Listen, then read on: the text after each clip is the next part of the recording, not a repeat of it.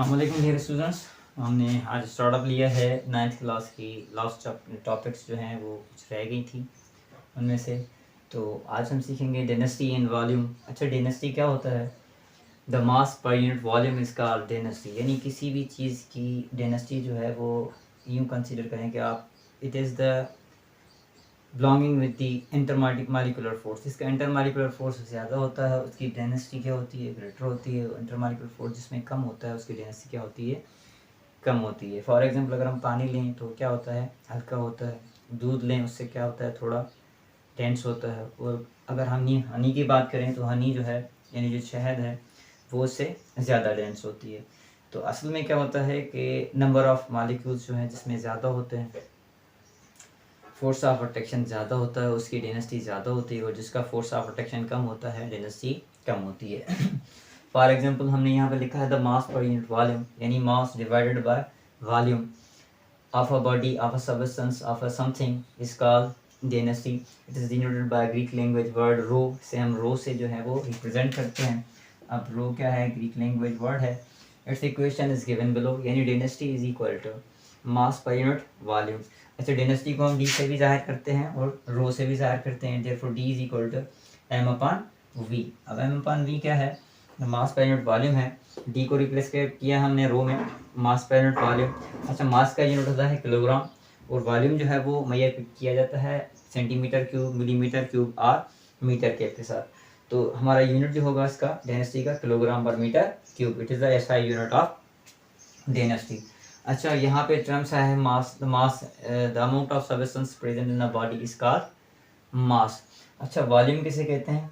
Volume the space occupy by the body is called volume. किसी भी जगह, कोई भी चीज़ जो जगह घेरे, जगह एक्यूपाई करे, तो उसे हम क्या कहते हैं? वॉल्यूम कहते हैं। द वॉल्यूम ऑफ रेगुलर और पर्टिकुलर शेप बॉडीज। अच्छा, हमारे पास जो है वो हर ऑब्जेक्ट जो है वो वॉल्यूम कैरी करता है। तो ऐसी हमारे पास डिफरेंट टाइप्स ऑफ शेप्स होती हैं। कुछ होती हैं रेगुलर, कुछ होती हैं इरेगुलर। तो कैन बी, अच्छा, पर्टिकुलर और रेगुलर जो शेप बॉडीज़ हैं उनका volume can be find out by the respective formula. यानी हमारे पास फार्मूलाज होते हैं जिसकी मदद से हम क्या करते हैं? उनका वॉल्यूम मालूम करते हैं। जैसा कि हमने यहाँ पे लिखा हुआ है वॉल्यूम ऑफ अ रेक्टेंगल, यानी किसी भी रेक्टेंगुलर का बॉडी जो है आपके पास हो तो उसका वॉल्यूम मालूम करने के लिए हमारे पास रिस्पेक्टिव फार्मूला कौन सा होता है? Volume is the length, breadth and height for the particular shape which is in rectangular shape. अच्छा, दूसरा होता है v is equal to 4/3 pi are cube. This formula is changes with this formula because this is for the rectangular bodies and this is for the spherical bodies and so on.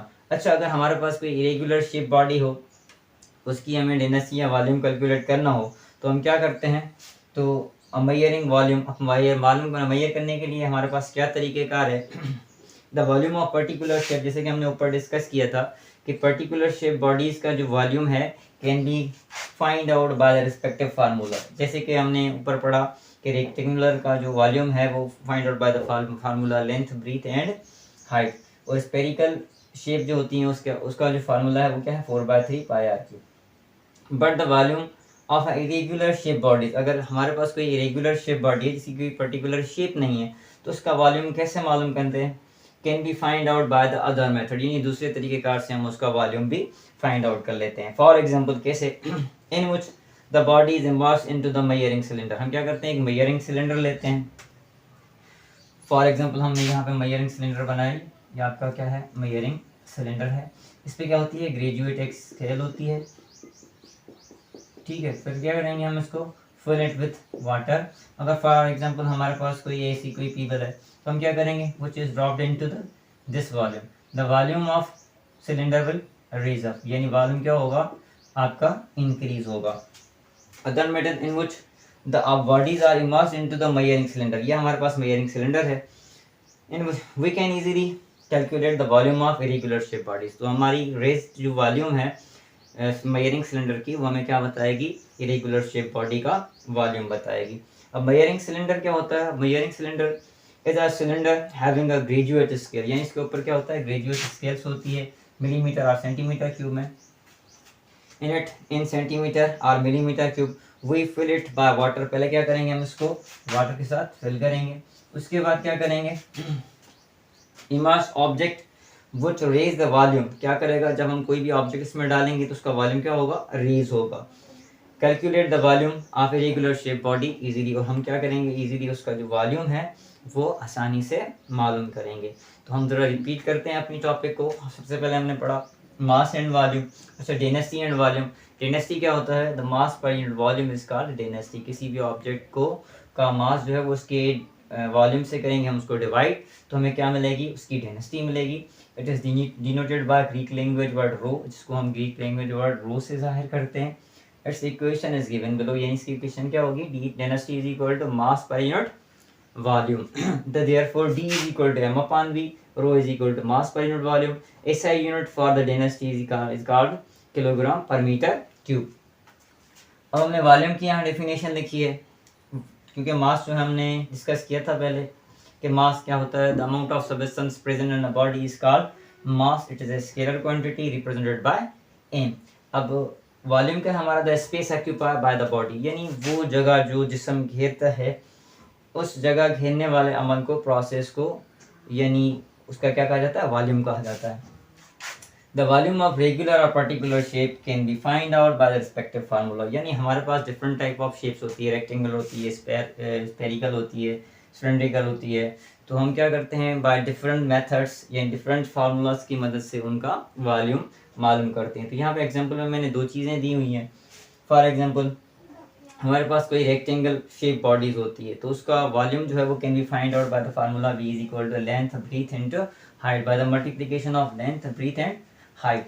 अब अगर हमारे पास कोई spare होता है, यानी कोई ball की shape होती है, तो उसका यानी वॉल्यूम जो हम किस तरह से मालूम करते हैं, by the respective formula 4/3 pi are cube for the spherical bodies and so on. इस तरह जैसे भी रेगुलर शेप बॉडीज हैं, तो बाय गिवन फार्मूला की मदद से हम उनका वॉल्यूम आसानी से मालूम कर सकते हैं। अब मेजरिंग द वॉल्यूम, वॉल्यूम को मालूम करने के लिए क्या तरीक़ेकार है, रेगुलर शेप का कैसे मालूम करते हैं और इरेगुलर शेप का कैसे वॉल्यूम मालूम करते हैं। तो volume of particular shape of bodies, यानी जिसकी शेप जो है पर्टिकुलर हो, can be find out by the respective formula. यानी क्या करेंगे, पहला तरीक़ेकार हमारे पास क्या है, पहला तरीक़ेकार ये है कि अगर हमें किसी भी चीज़ की फार्मूला का पता है, शेप का पता है, तो हम उसकी फार्मूला के हिसाब से उसका वॉल्यूम मालूम कर सकते हैं। But for the irregular bodies, यानी इरेगुलर शेप बॉडीज, हमारे पास कुछ ऐसी चीज़ें होती हैं जिनकी कोई पर्टिकुलर शेप नहीं होती। How can we find out the volume of these objects, can be find out by another method. जो क्या करेंगे, हम दूसरे तरीके से उनका वॉल्यूम जो है कैलकुलेट करते हैं। In which the bodies are immersed into the measuring cylinder, यानी क्या तरीक़ेकार है, हम एक मेजरिंग सिलेंडर लेते हैं जिसपे ग्रेजुएट स्केल होता है, वो मीटर केप में भी होता है, सेंटीमीटर केप में होता है और मिलीमीटर में भी केप में भी जो है उसकी ग्रेजुएट स्केल होती है। जब हम उसको इमर्स करते हैं उस सिलेंडर में, तो क्या होगा, वहाँ पे हमारे जो फिल्ड लिक्विड होता है उसकी लेवल जो है वो ऊपर आएगी और हमें आसानी से पता चलेगा कि उस बॉडी का, इरेगुलर शेप बॉडी का जो वॉल्यूम है वो कितना है। तो नीचे हमने वही चीज़ लिखी है। अच्छा, मेजरिंग सिलेंडर क्या होता है, मैंने एक्सप्लेन किया उसको। तो मेजरिंग सिलेंडर एक किस्म का सिलेंडर होता है जिसमें ग्रेजुएट स्केल होता है, वो चाहे आपका मिलीमीटर्स में हो, सेंटीमीटर केप में हो या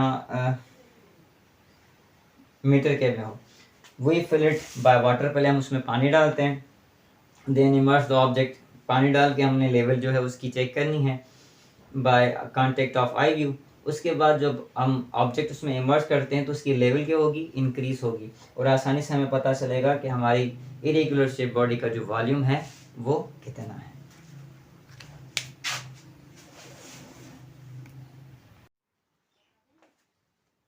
अस्सलाम वालेकुम स्टूडेंट्स, ये हमारी लास्ट टॉपिक है 9th क्लास का फर्स्ट चैप्टर।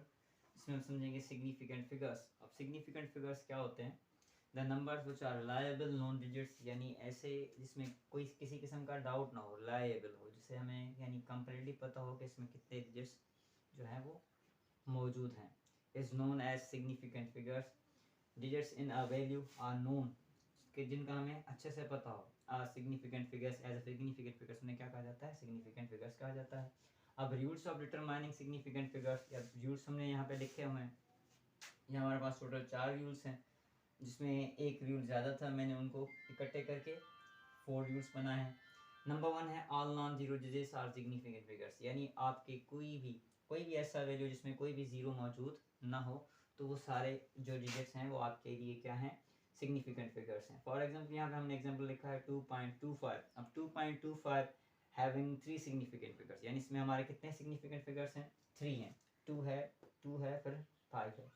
अब इस तरह से दूसरा है लीडिंग जीरोस। अभी ऐसे जीरो लीडिंग जीरोस किसे कहा जाता है, ऐसे जीरोस जो पहले हैं, are significant not significant figure, यानी वो हमारे पास सिग्निफिकेंट फिगर्स नहीं होते। फॉर एग्जांपल मैं यहाँ पे एग्जांपल लिखा है 0.0000034 तो यहाँ पे सिर्फ हमारे क्या कितने सिग्निफिकेंट फिगर्स हैं, ओनली 2, एक 3 है दूसरा 4 है, क्योंकि लीडिंग जीरो जो है वो सिग्निफिकेंट फिगर्स नहीं होते।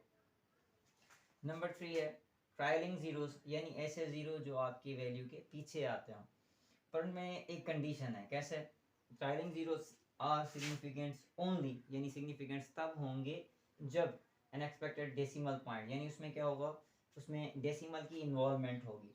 और प्रेजेंट एग्जांपल है यहाँ पे 200, यानी 200 हमने लिखा है, हैविंग 3 सिग्निफिकेंट फिगर्स, यानी पॉइंट की वजह से ये जीरो जो है वो काउंटेबल है। और दूसरा हमने लिखा है एग्जाम्पल 2.00, इसमें भी क्या है, तीन सिग्निफिकेंट फिगर्स हैं।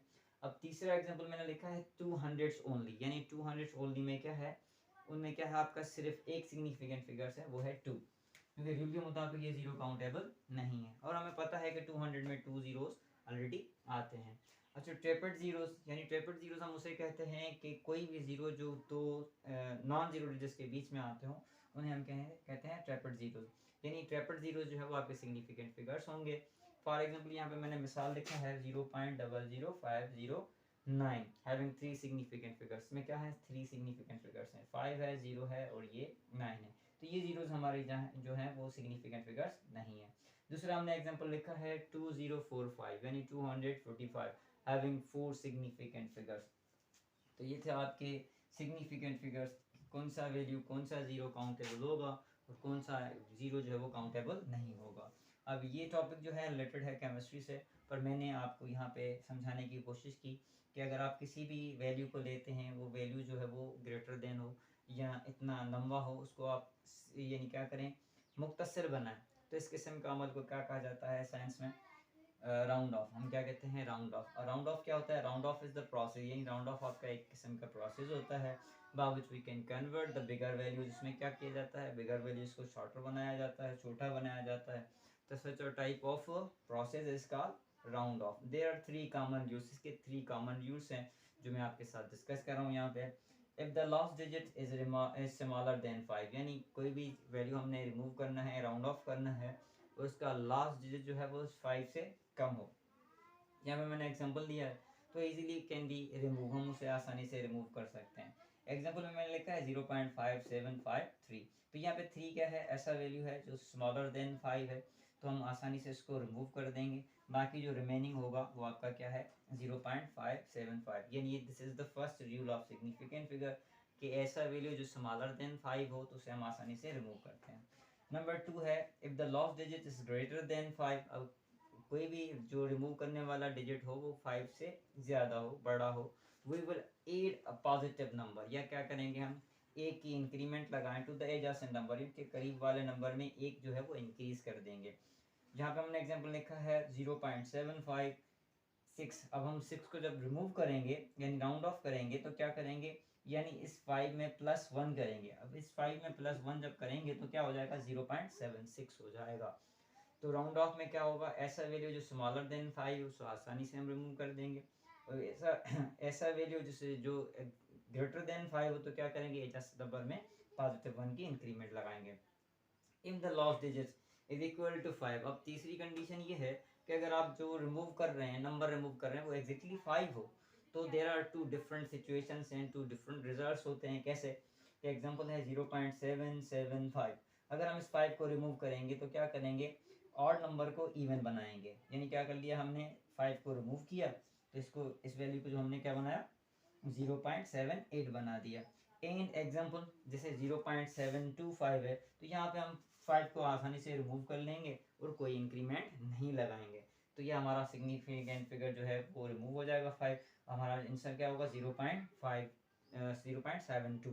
तो this is the use of rounding off data, जो आपको कैलकुलेशन में मदद देता है।